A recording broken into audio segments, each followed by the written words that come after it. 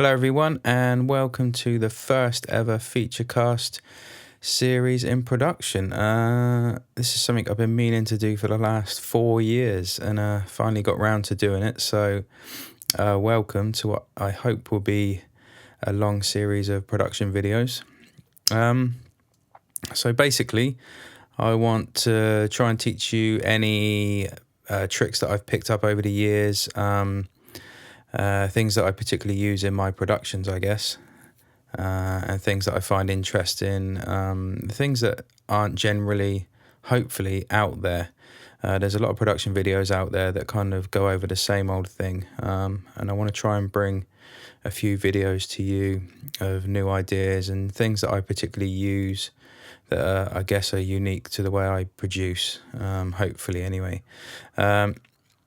So when I announced this on Facebook, most of you were kind of asking about my drums.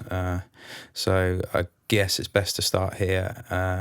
And this is what this video is about. So let's get started. So basically when I'm producing my drums, I tend to use drum machines. So I use Battery 4 by Native Instruments. The main reason for this is because it allows me to pitch my kicks.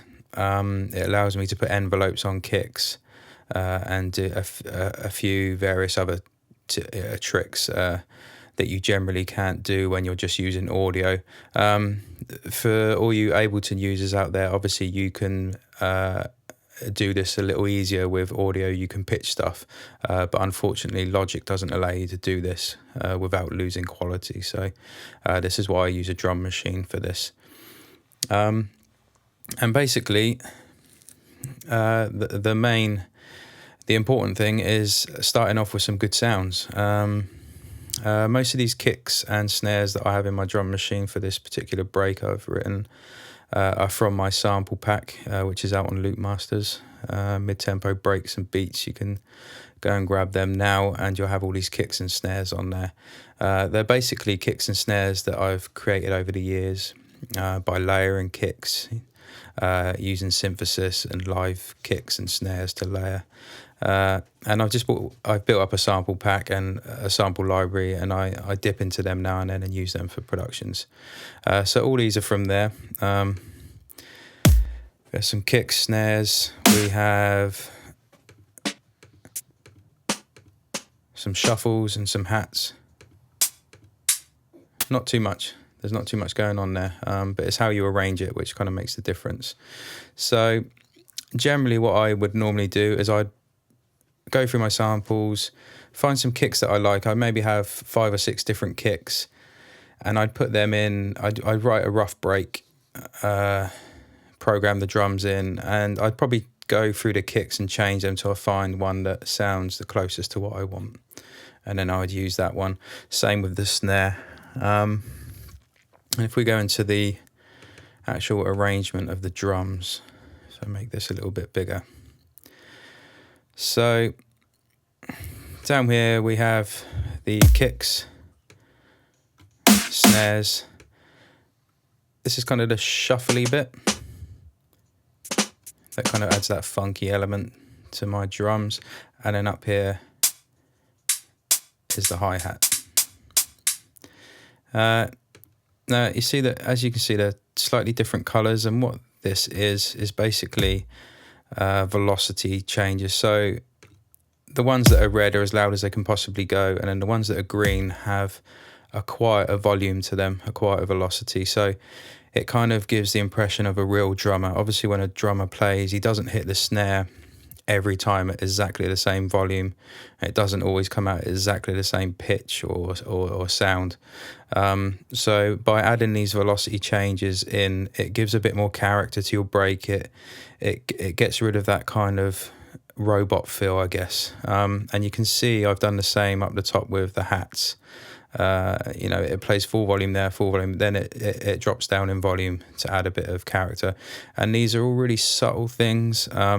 And this will be a theme that you'll probably hear a lot in my productions, is with production, you make so many subtle changes, and some of them you may not even notice, but it's when it all comes together and all these subtle changes are brought together into the final mix, which is when you get the results that you're kind of aiming for, I guess.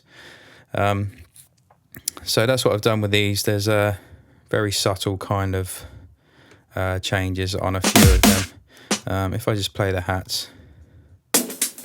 Oh, sorry, I've got a loop playing there. We're going to come to that in a minute. Okay, so these are the hats.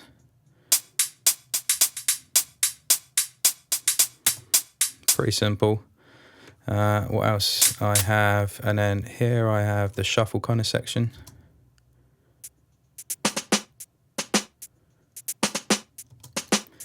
And then down here we have the snare. And then, of course, the kick.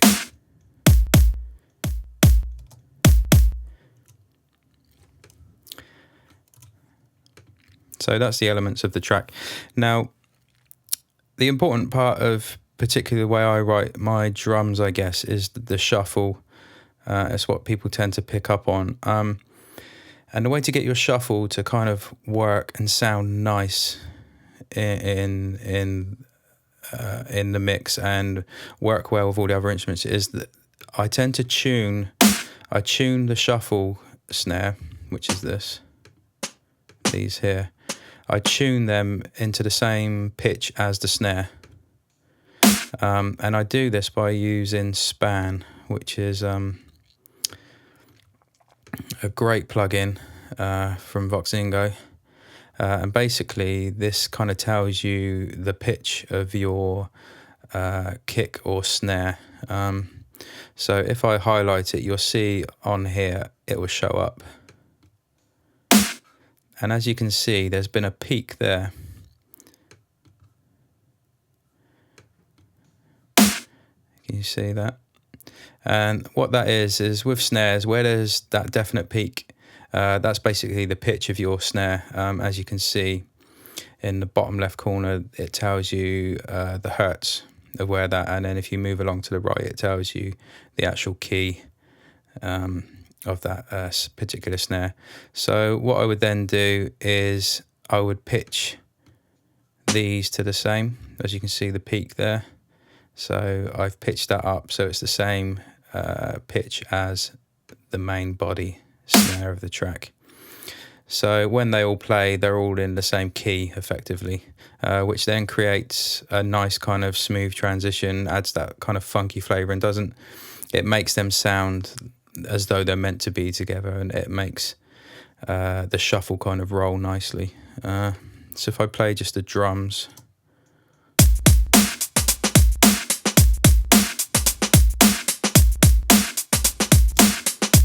So you can see there's quite a nice smooth kind of feel to it.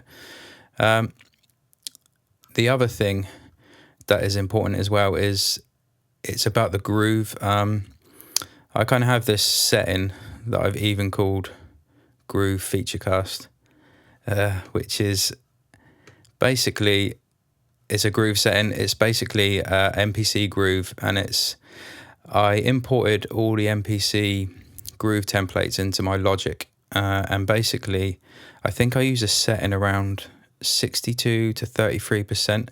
So if I was to just set this to straight quantized, so it's got no groove to it, it's just bang on the notes. As you can see, it's really straight. It's kind of like a dance track. This would be, kind of really on the beat. If I play that,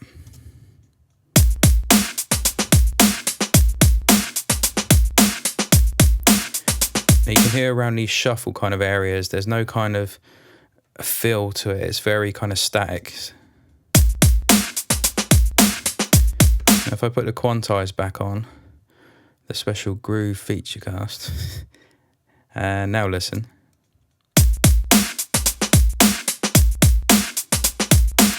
It adds that swing to it, and that's kind of what's giving it that funky kind of sound.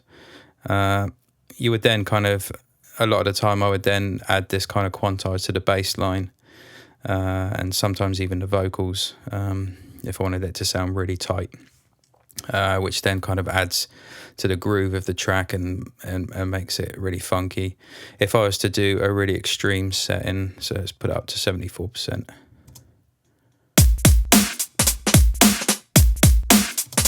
So you can hear a real swing there. That's really obvious. But I sort of go somewhere between.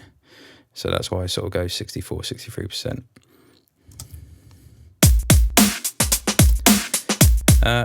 And then once you got your drums in, I kind of like layering a real break underneath. So this is a break I found for this.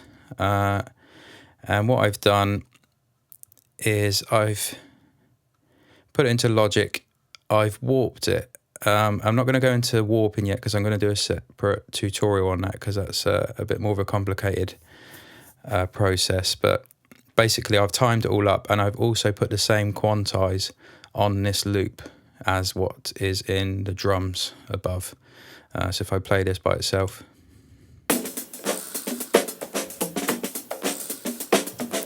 So that's kind of doing the same quantize and has the same feel as the drums that I've written. Now you probably noticed this as well. This is a little technique I use. Basically all I've done here, if I just put them on a separate track and you can listen to them, I've chopped out the snares of this loop. And what I've done is I've put a fade at the beginning of them. So if I take the fade off,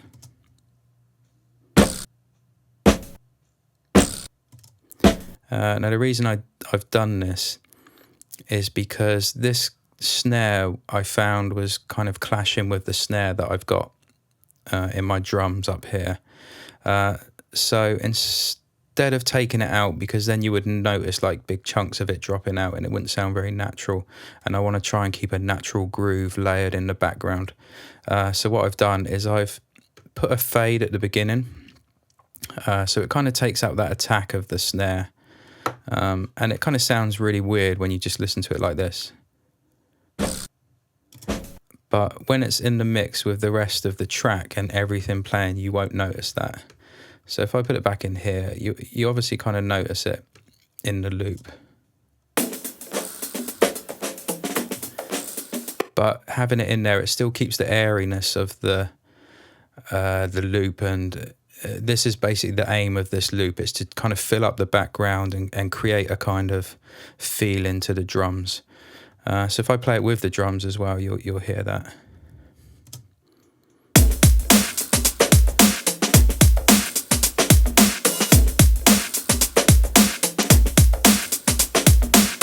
And if I was to take it out, it would sound a little bit more kind of static and less ambience to it and less of a feeling.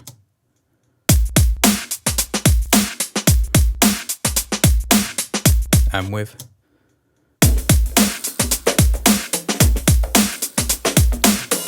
It just creates more of a feel to the break, I find, and makes it sound a bit more like a live drummer again.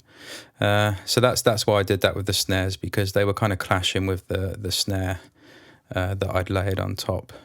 So that's kind of programming the drums and putting some together. Then it's kind of how you mix them and process them after to tighten them up, make them sound fatter and a lot nicer, basically. So with that, I would then send my kick and my snares and my shuffles and my hats, I would send them all to individual channels.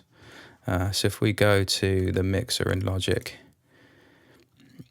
you can see down here, I've sent the kick to this channel, the snare, the hat, the shuffles are on there. One of the other hi-hats, another hi-hat.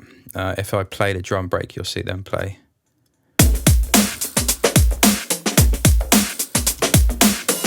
So this then allows you to go to the channel and EQ it. If anything needs EQing, you can adjust that here. I didn't have to adjust too much because this was from my sample pack, and I kind of made sure that the kicks and snares were already treated so you could use them without having to do too much to them, I guess. I think I've rolled off a bit of bottom end on this one, on the hat, but otherwise there's not too much going on. And then what I tend to do is put some reverb on the snare. I always do this with a bus. So I set up a reverb on a bus, which is over here. I always use Space Designer, which is a reverb plugin that comes with Logic that is just absolutely amazing. It sounds, I think it's what they call convolution reverb. It kind of mimics real spaces rather than a digitally created reverb.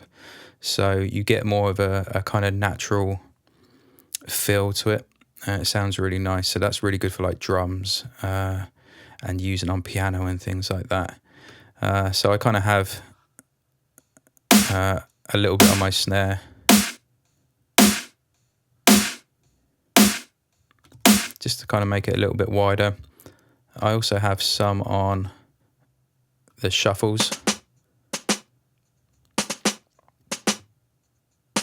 So that's it dry.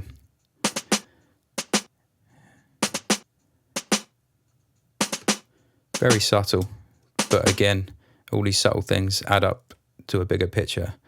I think I've got some on the hi-hats as well there. So not much. I put this together quickly, so I'd probably spend more time and I'd probably treat these a bit more than what I have done, but for the purposes of this, that's all I've done. Then what I would do is I would get all these channels where all these drums are, and I send them to a bus or a group. You can do this in any DAW, you can do it in Ableton, anything. So all these are now sent to bus 10. So if I solo just bus 10, you would hear all the drums coming through that channel. I also send the reverb to that channel. And the reason I do this is because I want the reverb to be compressed and be EQ'd together with the drums, because I want it to sound like a live break, I guess. If you sampled a break beat from a record, you know, you would include the reverb from it, you would include all the background noise, everything. And this kind of processes it all together and kind of gels it together more. I think it makes it sound a lot nicer. I also have, which is right down this end, the loop. That's also being sent to the bus and has a little bit of reverb on it as well. Okay, so let's go next to the drum group channel and have a look what's on there. So basically I have an EQ at the top, and this is just to kind of treat any unwanted frequencies that might be happening. With this particular drum break, there wasn't much poking out or anything that needed treating, so I've got a little bit of top end reduction up the top, but apart from that, that's all I've done. Then if we go next in the chain of processing, this is kind of the magic ingredient, I guess. This is the CLA 3A. It's I guess you'd call it a glue compressor. It's one of those glue kind of vintage compressors that compress lots of elements together. They do a really good job of it, so it's particularly good when using on drums. So I use this on my drums quite a lot, and basically it's quite a subtle thing, and it kind of brings everything together. Like I said, it's a glue compressor, so it glues everything together. It makes it sound tighter. So if I play you, let's take these off, and then I can play them to you. So we have the break without it.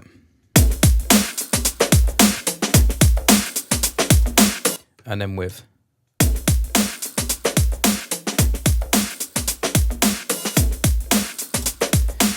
Now, it may be quite hard to hear a huge difference, but it's definitely kind of smoothed out the audio, made everything sit together nicer.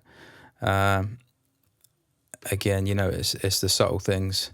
So I always use that to kind of put the glue on the brakes. It's always on the drum bus. And then after that, I tend to put a limiter just to kind of catch any peaks that might be happening. I don't make the limiter work very hard at all. It's literally just catching any little peaks that are poking out the top, just to keep a bit of control.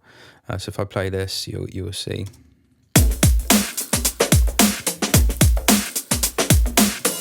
So as you can see there, it's kind of hitting when the kick and particularly the snare happens, but it's only just keeping it under control. And the kind of settings you want on your limiter for this are very kind of transparent. Like I keep mine transparent to very slow, keep the transient recovery up. And this IRC free mode is just brilliant. I use it all the time. I don't think I've ever used the other modes. I instantly go to these because it just sounds great. It sounds very transparent. You can't hear any sort of colouring or any distortion or any artifacts kind of being added to the audio. So it's really good for that. And that just kind of keeps the drum break from peaking too much. It stops your levels peaking and allows you to then kind of add your other elements and start building your track. So thank you for watching this first video from me. Don't forget to check out my sample pack on Loopmasters. You can get volumes 1 and 2. And if there's any other videos you would like to see from me or any other ideas, just comment on the comments below and let me know, and I'll try and cover it in the future. And thanks for watching basically, and look out for more videos coming soon.